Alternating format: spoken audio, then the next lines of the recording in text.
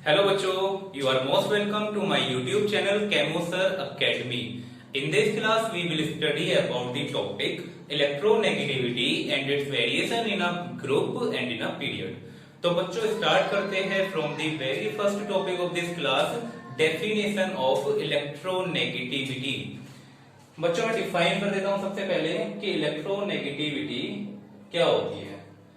Electronegativity होती है बच्चों किसी भी एटम की प्रॉपर्टी या फिर किसी भी एटम की टेंडेंसी किसी इलेक्ट्रॉन को अपनी तरफ अट्रैक्ट करने की।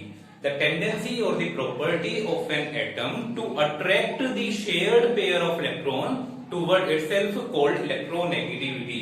बच्चों मैं डिफाइन कर देता हूं यहां पर tendency of an atom to attract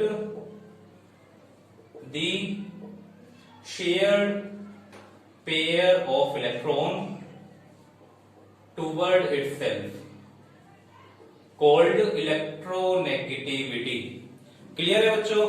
देखिए बच्चों आपको यहां पर एक बात याद रखनी है, the concept of electronegativity is limited only for the covalent compound. मतलब इलेक्ट्रोनेगेटिविटी का हम यूज करेंगे केवल कोवेलेंट कंपाउंड के लिए, आयनिक कंपाउंड के लिए इलेक्ट्रोनेगेटिविटी का कोई यूज नहीं होता।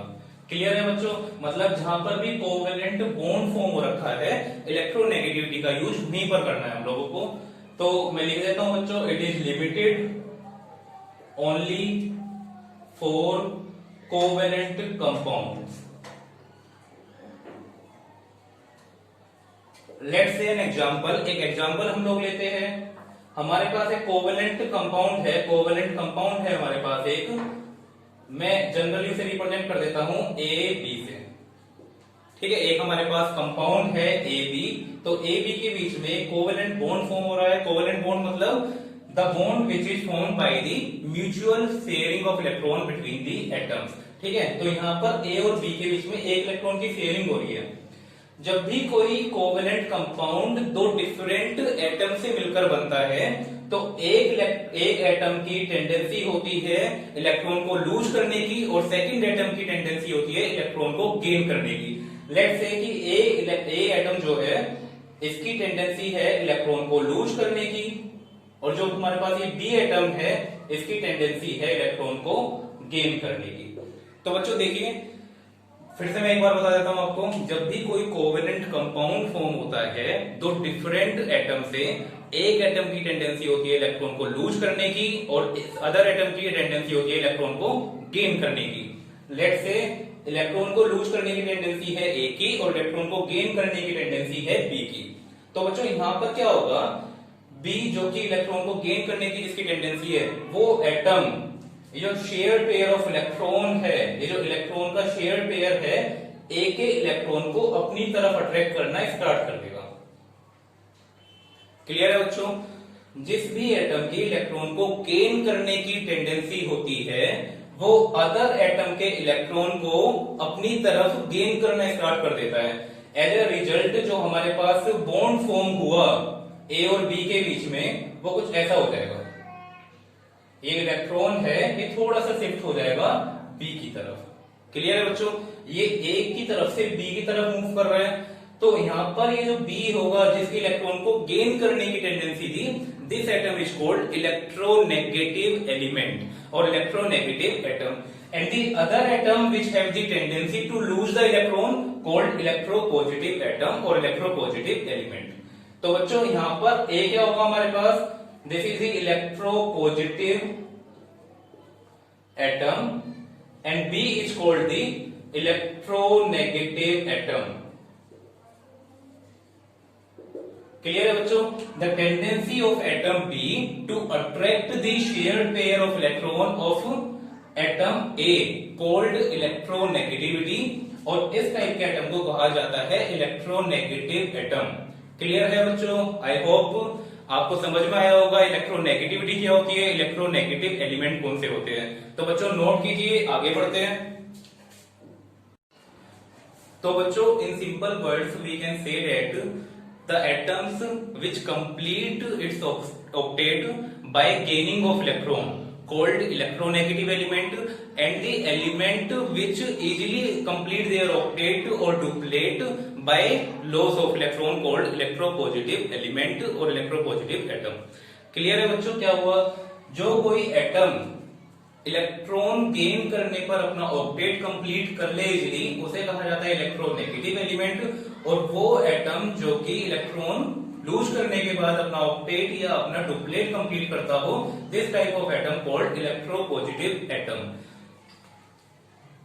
तो एक एग्जांपल लेते हैं बच्चों, HCl। HCl is a covalent molecule जिसमें हाइड्रोजन और क्लोरीन के बीच में कोवेलेंट बॉन्ड फॉर्म होता है।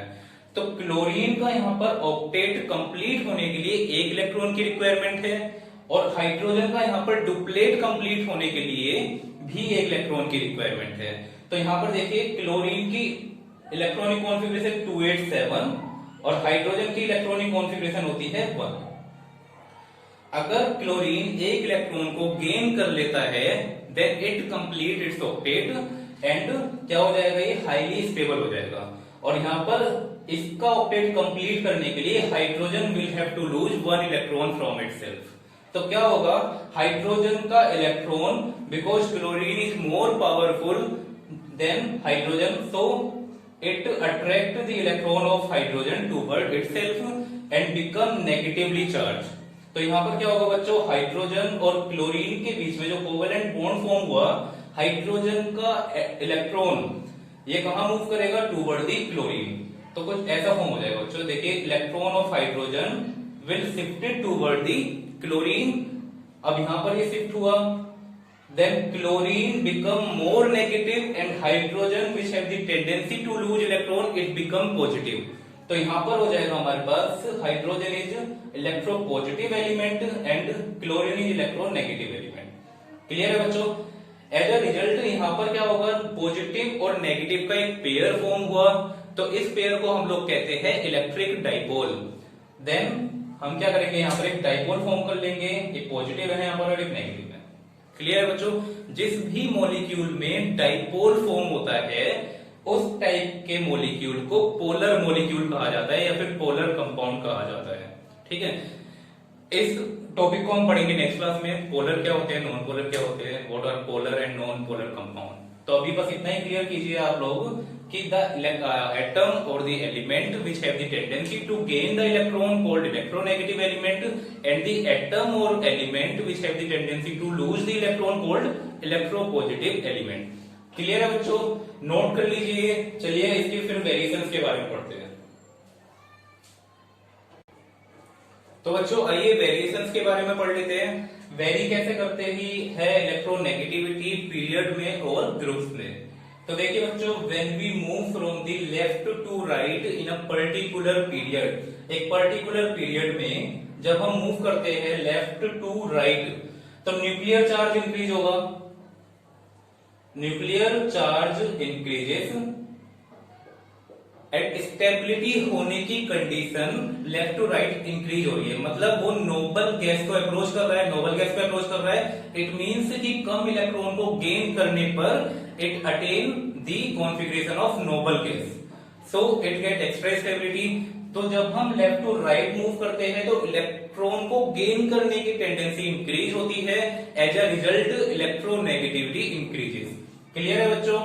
न्यूक्लियर चार्ज इंक्रीज हो रहा है, इट मीन दैट कि इलेक्ट्रॉन को गेन करने की टेंडेंसी इंक्रीज हो रही है, और इलेक्ट्रॉन को गेन करने की टेंडेंसी ऐसे ऐसे इंक्रीज होगी, इट मीन इलेक्ट्रोनेगेटिविटी इंक्रीज हो रही है।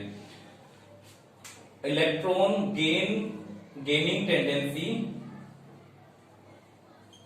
Increases, as a result electronegativity increases. Clear है बच्चों? जब हम मूव करते हैं डाउन द ग्रुप, जब हम किसी भी पर्टिकुलर ग्रुप में मूव करेंगे डाउन, तो क्या होगा, यहाँ पर न्यूक्लियर चार्ज इंक्रीज होगा बट साइज भी इंक्रीज होगा, size of atom increases. Size increase होने की वजह से the distance from the nucleus of an atom to the incoming electron increases. तो न्यूक्लियस और इनकमिंग इलेक्ट्रॉन का डिस्टेंस इंक्रीज होने की वजह से इलेक्ट्रॉन गेन टेंडेंसी कम हो जाएगी, as a result electronegativity decreases.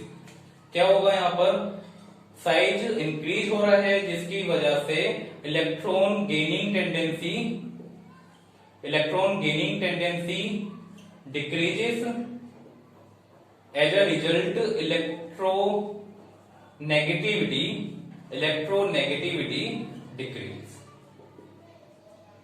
Clear है बच्चों, कैसे हुआ ये, इलेक्ट्रॉन को गेन करने की टेंडेंसी कम हो जाएगी और इलेक्ट्रॉन को गेन करने की टेंडेंसी कम होगी, इसका मतलब इलेक्ट्रोनेगेटिविटी भी कम हो जा रही है।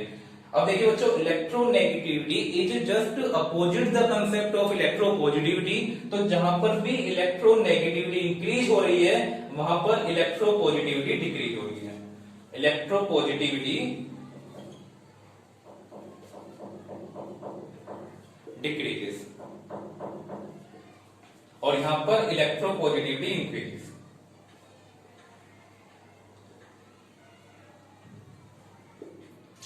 क्लियर है बच्चों। अब मैं बात करता हूं पूरे पीरियोडिक टेबल में मोस्ट इलेक्ट्रोनेगेटिव एलिमेंट कौन सा है, ये आपको बच्चों याद रखना है। First most electropositive element, first most electronegative element, second most electronegative element. तो देखिए in the periodic table F मतलब fluorine is the most electronegative element and second number पर ऑक्सीजन एंड देन क्लोरीन। ये क्या है हमारे पास, ऑर्डर ऑफ इलेक्ट्रोनेगेटिविटी। इलेक्ट्रोनेगेटिविटी बच्चों मैं ऐसा कर देता हूं ई negative, electronegativity in periodic table.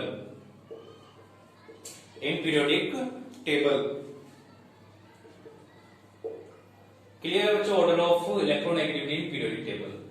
And the most electropositive element is caesium. ये बच्चों आपको याद रखना है, caesium is the electropositive element and it is the most electropositive element of the periodic table. तो मैं लिख देता हूं बच्चों यहां पर caesium it is the group first element. Caesium is most electropositive element of the periodic table. Clear है बच्चों, कैसे इलेक्ट्रोनेगेटिविटी इलेक्ट्रोपॉजिटिविटी वेरी करती है, होती क्या है, क्लियर है। ओके बच्चों, thank you so much for watching my video, thank you so much.